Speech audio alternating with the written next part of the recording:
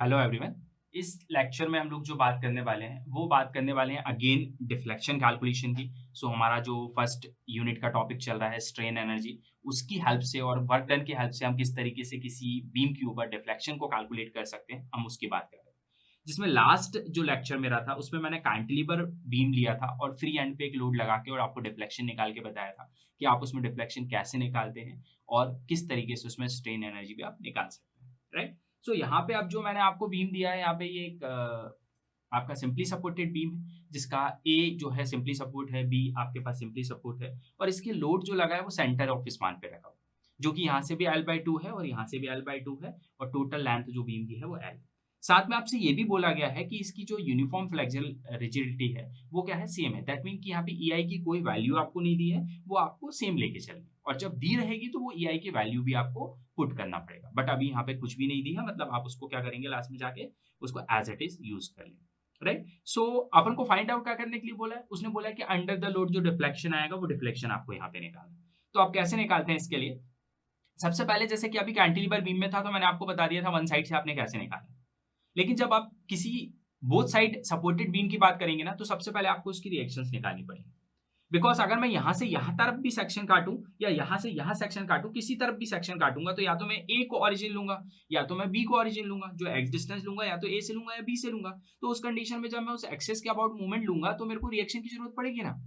Cantilever beam में मुझे नहीं पड़ी थी रिएक्शन की जरूरत, क्योंकि उसका वो फ्री एंड था, वहां पे कोई सपोर्ट ही नहीं था, तो वहां पे कोई रिएक्शन आनी नहीं थी, इसलिए मुझे जरूरत पड़ी नहीं थी। मैंने वहां से ओरिजिन ले लिया था, बी से ले लिया था। यहाँ पे तो दोनों एंड पे आपके सपोर्ट है, इसका मतलब आपको रिएक्शन तो निकालनी पड़ेगी। तो कभी भी जब आप बोथ एंड सपोर्टेड की बात करोगे तो सबसे पहले याद रखिएगा, डिफ्लेक्शन निकालने से पहले आपको उसकी रिएक्शन निकालनी पड़ेगी। तो अगर मैं यहाँ पे रिएक्शन की बात करता हूँ, रिएक्शन कौन सी रिएक्शन की बात कर रहा हूँ, वर्टिकल की। Let VA and VB is vertical reaction,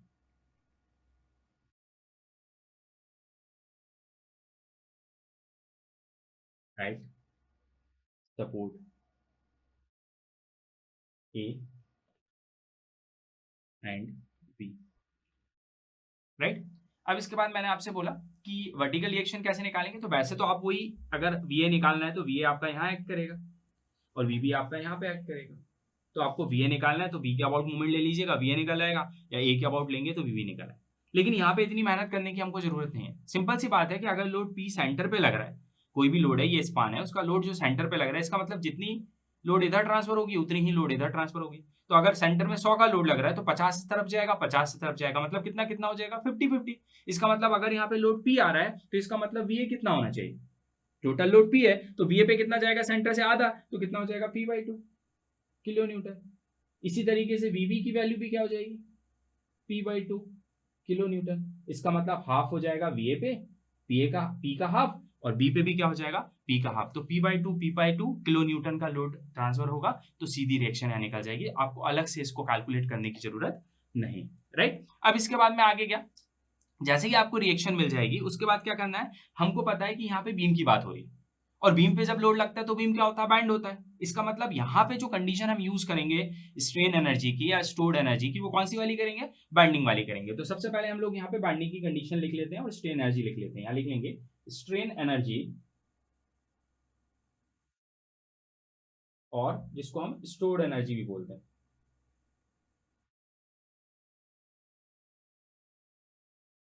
in beam due to bending. Axial load की वजह तो आ नहीं रही, तो बैंडिंग की आ रही है, तो बैंडिंग की वजह से लेंगे ड्यू टू बैंडिंग। और वो स्टोर्ड एनर्जी या स्ट्रेन एनर्जी को कैसे रिप्रेजेंट करते हैं, कैपिटल U इक्वल कितना होता है, integration 0 to L m² by 2EI dx के बराबर होता है। इससे बोल दीजिएगा फर्स्ट इक्वेशन, राइट। तो जब भी बीम की बात होगी, फ्रेम की बात होगी, तो हम लोग जो किसकी बात करते हैं, बैंडिंग की, क्योंकि बीम में जो होती है वो बैंडिंग होती है मेजरली, राइट। इसमें तो एक्सेल टेंशन नहीं होता है। एक्सेल टेंशन की बात कब होती है, जब हम लोग ट्रस वगैरह की बात करते हैं। तो यहाँ पे बैंडिंग की वजह से जो आपकी स्टोर्ड एनर्जी होती है या स्ट्रेन एनर्जी होती है, वो आपकी ये होती है। ये आपने लिख लिया। जैसे ही अब आप यहाँ लिखेंगे तो आपको आपको m की वैल्यू चाहिए यहाँ पे, और m मैंने आपको कैंटिलीवर में बताया था, m क्या होता है, मूवमेंट निकाल लेते हैं किसी पर्टिकुलर सेक्शन के ऊपर। तो इसके लिए हम लोग क्या करेंगे, सबसे पहले एक सेक्शन कट कर लेते हैं, let cut section from point A distance x। इसका मतलब ए पॉइंट से यहां से कोई भी एक सेक्शन कट कर लीजिए, कहां भी कर लीजिए, ए और सी के बीच में करना है, बिटवीन ए सी, राइट, ए सी के बीच में कहीं पे भी करना है। तो मैंने ये एक्स एक्स सेक्शन कट कर लिया और यहां से इसकी डिस्टेंस को क्या मान लिया, एक्स मान लिया। क्या किया मैंने, ए और सी के बीच में, लोड के बीच में, ए और लोड के बीच में कहीं पे भी एक सेक्शन कट लेना, सेक्शन कट किया और यहां से इसकी डिस्टेंस को हमने क्या बोल दिया, एक्स बोल दिया। अब जैसे ही एक्स बोल दिया तो अब मूवमेंट ले लेते हैं, movement about section x x. तो एम एक्स या इक्वल एम, मूवमेंट जो आएगा एक्सेस के अबाउट कितना आ जाएगा, प्लस का वी इंटू एक्स हो जाएगा। कैसे हो जाएगा, इस एक्सेस के अबाउट खड़े हो जाइए, लेफ्ट में देखिए यहाँ से वी आएगा क्लॉकवाइज वी इंटू ये डिस्टेंस क्या है एक्स, इसके अलावा कोई लोड नहीं है तो वी इंटू एक्स। वी की वैल्यू अपन ने कितनी निकाली थी, p/2, इसका मतलब ये क्या हो जाएगा, p/2 इंटू एक्स, ये क्या हो जाएगा, आपका मूवमेंट हो जाएगा,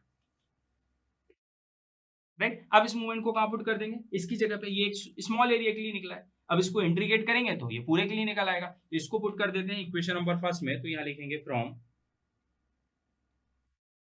इक्वेशन नंबर फर्स्ट इक्वेशन की थी strain energy U equal integration 0 to L, m की जगह पे क्या लिख सकते हैं, p/2 x का whole square divide by 2EI dx, right.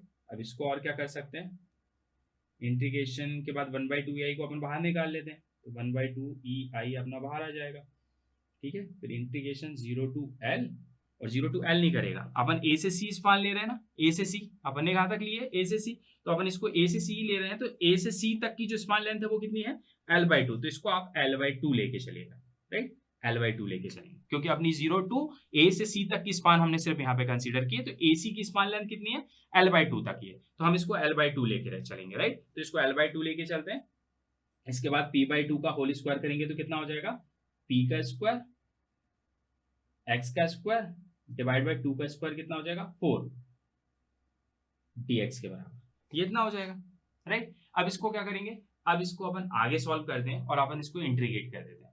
तो इंटीग्रेट भी जब आप इसको करेंगे तो कैसे करेंगे, तो इसको इंटीग्रेट करेंगे तो 4 तो कांस्टेंट है तो बाहर आ जाएगा, राइट, पी स्क्वायर भी बाहर हो जाएगा, तो सिर्फ इंटीग्रेशन किसका होगा, एक्स स्क्वायर का होगा। तो इसका मतलब हम बाकी चीजें भी बाहर पहले निकाल लेते हैं, यहाँ से पी स्क्वायर भी बाहर आ जाएगा, 4 भी बाहर आ जाएगा, तो 4 बाहर आएगा इंटू 2 हो जाएगा, तो कितना हो जाएगा, 8 हो जाएगा, तो 8EI हो जाएगा ये, राइट। इंटीग्रेशन 0 टू L/2 और किसका करेंगे, एक्स स्क्वायर dx का।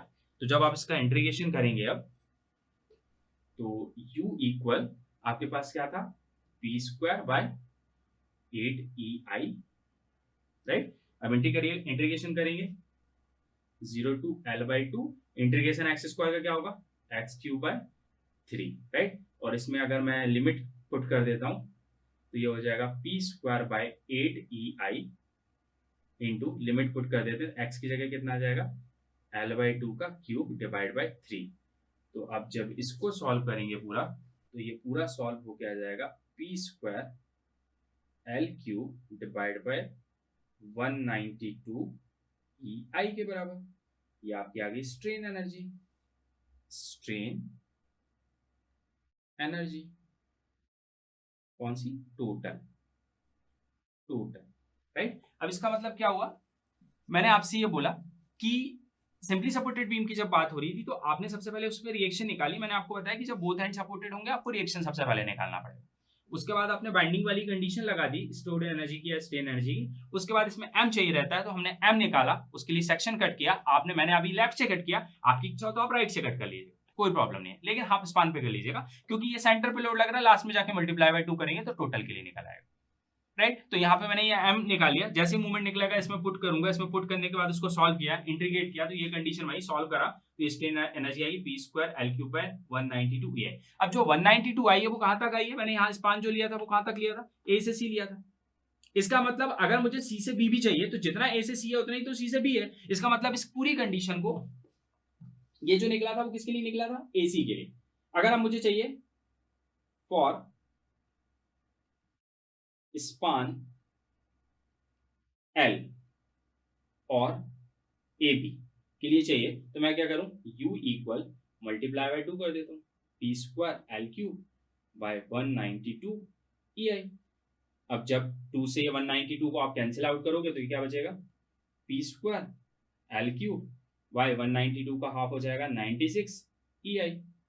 इसका मतलब टोटल स्ट्रेन एनर्जी जो पूरी स्पान के लिए होगी वो कितनी हो जाएगी, P square L cube by 96 E I. That mean कि कोई सिंपली सपोर्टेड बीम पे अगर सेंटर पे लोड एक्ट कर रहा है तो उसमें जो स्टोर्ड एनर्जी होगी या जो स्ट्रेन एनर्जी होगी वो कितनी होगी, P square L cube by 96 E आई के बराबर। लेकिन अब इसने हमसे क्या बोला था, इसने बोला था कि जब ये लोड लगेगा तो इसकी वजह से ये बीम क्या करेगा, ऐसे डिफ्लेक्ट करेगा, ये बीम डिफ्लेक्ट करेगा। तो सी पॉइंट के नीचे जो ये डिफ्लेक्शन आएगा आपको ये डिफ्लेक्शन बताना है। मान लीजिए ये डिफ्लेक्शन डेल, आपको क्या बताना है, इस लोड के नीचे आने वाले डिफ्लेक्शन की वैल्यू बतानी है। तो मैंने बोला डिफ्लेक्शन निकालना है तो हम लोग क्या यूज कर सकते हैं, हम यूज कर सकते हैं by work done. Work done कितना हो जाएगा W, और W कितना होता है हाफ इंटू लोड, लोड क्या है P इंटू डिफ्लेक्शन क्या बोला मैंने, डेल बोला। तो वर्डन क्या हो जाएगा, बिकॉज जिस लोड जहां पे लग रहा है उसी के नीचे मैं डिफ्लेक्शन देख रहा हूं, तो सेम लाइन ऑफ एक्शन की लोड के नीचे आपका जो डिफ्लेक्शन होता है उसका जो वर्डन हम लोग लेते हैं वो क्या लेते हैं, केस नंबर फर्स्ट से लेते हैं, जो मैंने आपको पहले बताया था 1/2 P इंटू डेल के बराबर। अब ये जो वर्डन होता है वो किसके बराबर होता है, स्टोर्ड एनर्जी के बराबर, मतलब U इक्वल W होता है। वी नो दैट कि W जो होता है वर्डन होता है वो किसके बराबर होता है, स्टोर्ड एनर्जी के बराबर होता है। तो अब वर्डन आपका है 1/2 P into del, P into del, right, equal stored energy कितनी निकली थी, P square L cube by 96 E I. तो यहां से अगर मैं आपसे डेल पूछूं तो डेल की वैल्यू निकल आएगी, ठीक है, 2 से उधर मल्टीप्लाई कर दीजिएगा क्रॉस में, और P से P कैंसिल हो जाएगा, तो ये कितना आ जाएगा, ये आ जाएगा P से P एक कैंसिल हो गया, L cube as it is रहेगा, 96 का हाफ हो जाएगा, तो 48 ई आई। ये आई आपका डिफ्लेक्शन। इसका मतलब पी एल क्यूब बाय 48 ई आई जो होगा वो इस पर्टिकुलर पॉइंट के नीचे, इस लोड के नीचे यहाँ पे इतना डिफ्लेक्शन डेवलप होगा। तो अगर सिंपली सपोर्टेड बीम की बात चल रही हो और आपको मिड पॉइंट पे लोड लगा के बोले उसके नीचे डिफ्लेक्शन कितना, तो आप बोल सकते हैं पी एल क्यूब बाय 48 ई आई।